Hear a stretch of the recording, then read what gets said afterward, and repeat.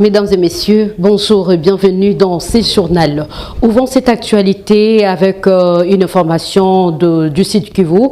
Après une marche organisée à Uvira par le femmes s'y réclamant veuves de militaires pour réclamer leurs droits impayés, le général Sylvain Ekenge, porte-parole de l'armée congolaise, a apporté de clarifications le 3 juin 2025. Selon lui, toute pose de militaire est enregistrée dans la base de données officielle et aucun officier n'est célibataire. Il précise que les unions non légalisées dans les zones d'opération ne sont pas reconnues, de même que les enfants issus de ces relations suivies.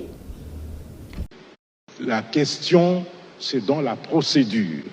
La plupart des veuves d'orphelins que vous voyez crier, ce sont des veuves et orphelins qui ne répondent pas aux critères.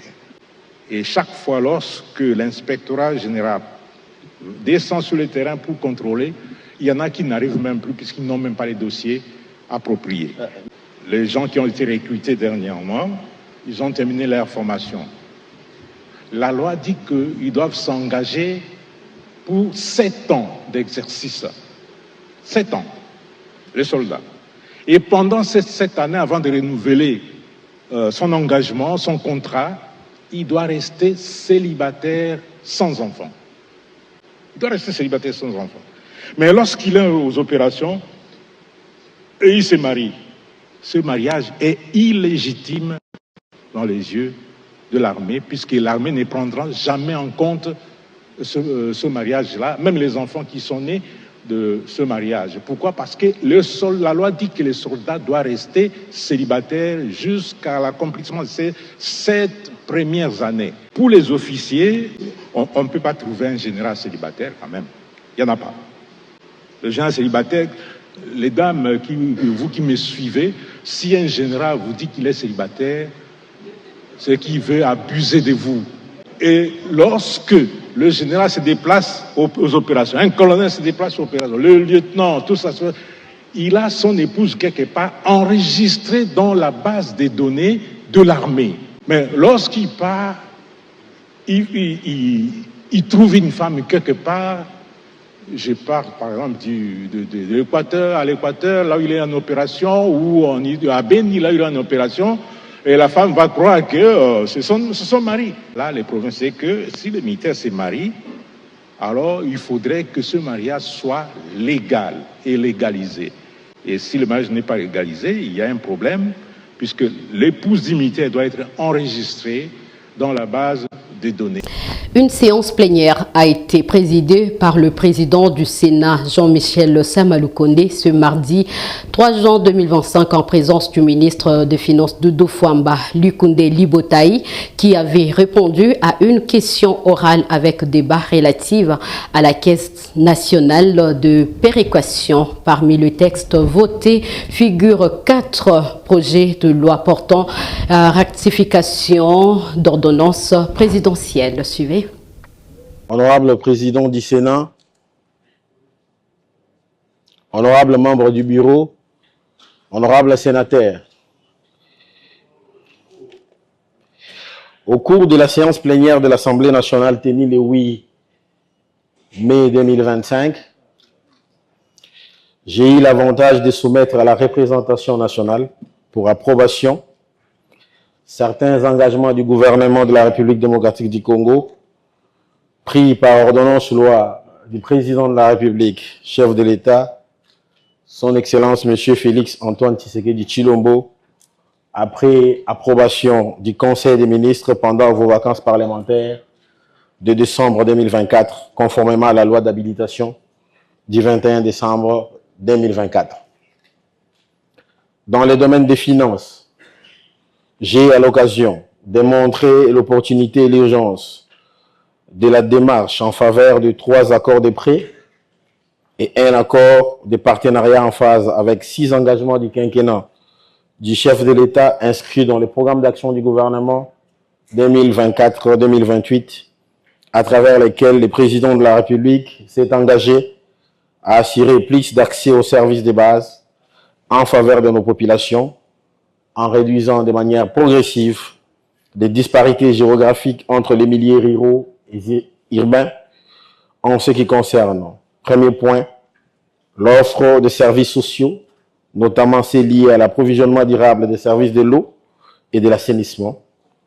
Deuxième point, l'assainissement de la structure de prix des carburants terrestres et aviation pour assurer l'approvisionnement du pays en produits pétroliers, produits stratégiques.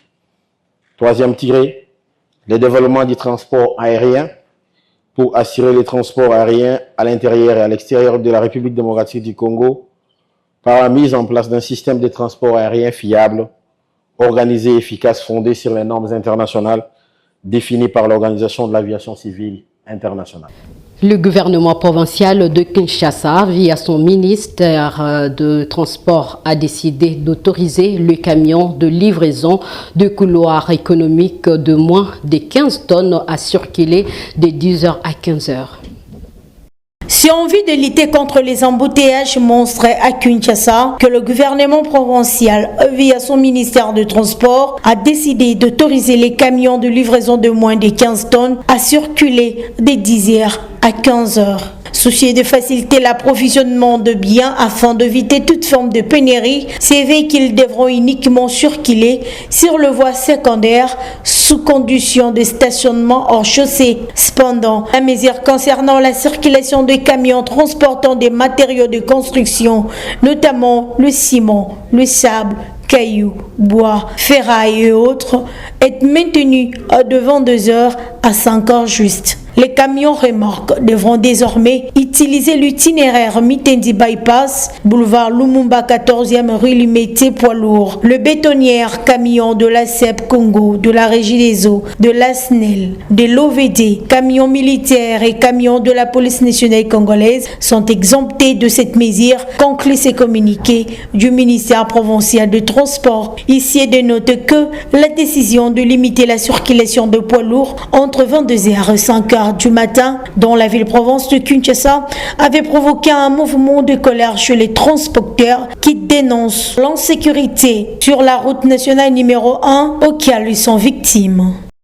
Et le vice-premier ministre du plan et de la coordination de l'aide au développement, Guilan Niembo, a rencontré mardi 3 juin 2025 le député national pour discuter de l'avancement du programme de développement local des 55 territoires, les inégalités entre les villes et les milieux ruraux de la RDC.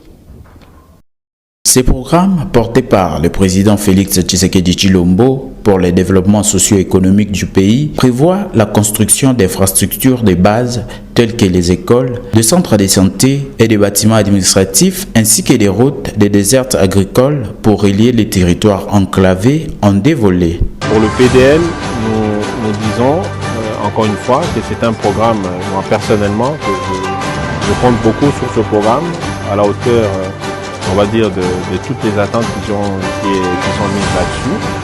Le président de la République attend beaucoup de ce programme, la population n'en parlons pas, donc c'est quand même quelque chose que nous prenons très au sérieux. Et d'ailleurs c'est pour ça que j'insiste beaucoup sur la polémique, pour qu'on fixe les zones de polémique. Et le plus important ici, c'est que nous tous ensemble, députés, ministres, structures dédiées pour le PDL, que nous puissions ensemble travailler pour que nous puissions réaliser ce programme comme nous le savons que ce programme a souffert ou souffre des problèmes de financement, mais connaissons le pourquoi. La République est attaquée à l'Est depuis 2022. Donc c'est quand même un programme qui essaye de tenir le coup pour nous permettre de réaliser les promesses du président de la République. Pour le premier volet qui concerne les infrastructures, les écoles, les bâtiments administratifs et puis des centres de santé. Malgré les difficultés rencontrées sur terrain, notamment dues au contexte sécuritaire et budgétaire, le vice-premier ministre, ministre du Plan, s'est voulu rassurant quant à la progression du programme. Il a souligné que le retard dans la construction des routes agricoles sont dus à l'indisponibilité initiale de financement, mais que les programmes continuent d'avancer. Guélène Yembo a lancé un appel au dépassement des querelles politiques et à la responsabilité collective pour la réussite du PDL 145 territoires. Le PDL 145 territoires est considéré comme un levier pour la relance économique des territoires et le gouvernement entend poursuivre ses efforts pour atteindre les objectifs fixés, a-t-il précisé. Et poursuivons dans ce journal, le ministre d'État, ministre de la Justice et garde des Sceaux, Constant Mutamba, sera de nouveau devant le procureur général près la Cour de cassation Firmin Mouvondé le vendredi 6 juin prochain. Cette fois-là pour présenter ses moyens de défense. Plus de détails dans ses commentaires. Cette première invitation adressée à Constant Mutamba par le parquet général près la Cour de cassation a été consacrée à l'identification de l'incriminé et à l'information des accusations portées contre lui. Accompagné de son avocat conseil, Maître Tarsis Matadiwamba, Constant Mutamba a, dès son arrivée, été identifié par le parquet général près la Cour de cassation. Le procureur général l'a ensuite informé des préventions à sa charge. À cette procédure, le procureur général Firmin Mouvondé Mambou lui a accordé 48 heures pour revenir lui présenter ses éléments de défense à sa charge. Le ministre d'État, ministre de la Justice Constant Mutamba, sera de nouveau devant le procureur général Firmin Mouvondé le vendredi 6 juin prochain, cette fois-là pour présenter ses moyens de défense. Après audition, il est réparti du parquet en homme libre. Cependant, contrairement à ce que l'on pourrait croire, l'instruction préjuridictionnelle est loin de se clôturer. Elle se poursuit. Il s'est dénoté que cette instruction préjuridictionnelle, le procureur général près la Cour de cassation peut inviter le ministre de la Justice autant de fois qu'il voudra. Question d'éclairer sa religion dans cette affaire. C'est après examen approfondi des éléments de défense qui seront présentés par le ministre d'État Constant Mutamba que le parquet général près la Cour de cassation va décider s'il s'agira de classer l'affaire sans suite ou de transmettre les dossiers à la Cour de cassation pour fixation et début du procès. Rappelons que cette instruction préjuridictionnelle est consécutive à l'autorisation accordée par l'Assemblée nationale à la requête du procureur général Firmin Mouvondé. Pour rappel, le ministre d'État Constant Mutamba est accusé du détournement présumé de 39 millions de dollars américains alloués à la construction d'une maison carcérale à Kisangani dans la province de Latiopo, lequel fonds était destiné à financer la réparation de victimes de la guerre de 6 jours. Le ministre de la Justice est aussi accusé d'avoir violé la procédure requise en matière de passation de marché de gré à gré. Au Congo central, le descendant de Mbengu Mbengu, ancien chef coutumier et ancêtre du village Chimpi à Matadi, déterminé à honorer sa mémoire lors d'une rencontre entre le maire de Matadi et l'actuel chef coutumier du village Chimpi. Ces derniers a émis le vœu de construire un mausolée de leur ancêtre Mbengu Mbengu et la réfection de la route qui va du fleuve Congo jusqu'à leur village. Suivez. Le chef coutumier du village Chimpi à Matadi, chef-lieu de la province du Congo central, Joseph Mbengu Mpaka, a rencontré le maire de la ville, Dominique Kodiambete, dans son cabinet de travail. Leur échange a porté sur les projets de construction d'un mausolée en vue d'honorer la mémoire de l'ancien chef coutumier du village Chimpi, Mbengu Mbengu, et la réfection de la route qui va de ce village jusqu'au fleuve Congo, servant de raccourci pour tous ceux qui font des navettes Chimpi, Matadi. Très respecté, le maire de la ville de Matadi, Dominique Nkodiambete, reconnaissant la grandeur et la valeur spirituelle de cet ancêtre du Congo central, a répondu positivement à leur demande. Il faut me placer adresse que les vetibuboyai batumeka kuiza na pèlerinage place pour kutataji la mfumo Mbengu Mbengu kelefe tufuta tunga mausolée Le chef coutumier que voici, c'est un descendant de l'ancien Trambengu Mbengu, dit le maire de Matadi. Dernièrement, nous étions dans leur village pour célébrer l'anniversaire de Mfumu Mbengu Mbengu. Nous avons aussi remarqué qu'il n'y avait aucun symbole qui les représentait. Mbengu Mbengu, c'est un ancêtre du Congo central. À Matadi, par exemple, nous recevons des touristes, mais il n'y a aucun endroit réservé en mémoire de cet ancêtre qui veille sur la Provence. Dans les jours à venir, nous allons donner un site pour la construction de son mausolée et nous promettons aussi la réfection de cette route qui mène vers son village natal. Et avant de nous séparer, mesdames et messieurs, la saison sèche a déjà débuté à Kinshasa. Cette saison favorise l'apparition de certaines maladies respiratoires aiguës chez les enfants, d'où il est donc important et recommandé aux parents de savoir quelle tenue pour les enfants pendant cette période et comment prévenir les enfants contre les maladies. C'est ce qui explique le docteur Manassé Musinga. En République démocratique du Congo en général et à Kinshasa en particulier, la saison sèche, c'est la période où l'air polyvalent se disperse dans l'atmosphère, des facteurs qui provoquent irritation des voies nasales et bronchiques. Pendant cette période, l'on observe plusieurs maladies, surtout chez les enfants, qui représentent les couches les plus vulnérables. Le froid rime aussi avec le vent sec et la poussière, ce qui peuvent causer la toux, le rhume, la grippe, les courbatures et bien d'autres maladies. Mais que voyons-nous pas à Kinshasa? Plusieurs parents sont démissionnaires de leurs responsabilités, laissent les enfants jouer ou sortir dans la rue sans pour autant les protéger par une tenue appropriée. D'autres parents responsables, par contre, pendant cette saison, prennent d'assaut le marché pour chercher des tenues appropriées pour leurs enfants. Interrogé, le docteur Manassé Musinga parle des mesures préventives. Cette période de saison sèche en République démocratique du Congo, il y a différentes mesures qui doivent être adoptées pour une santé efficace de nos enfants.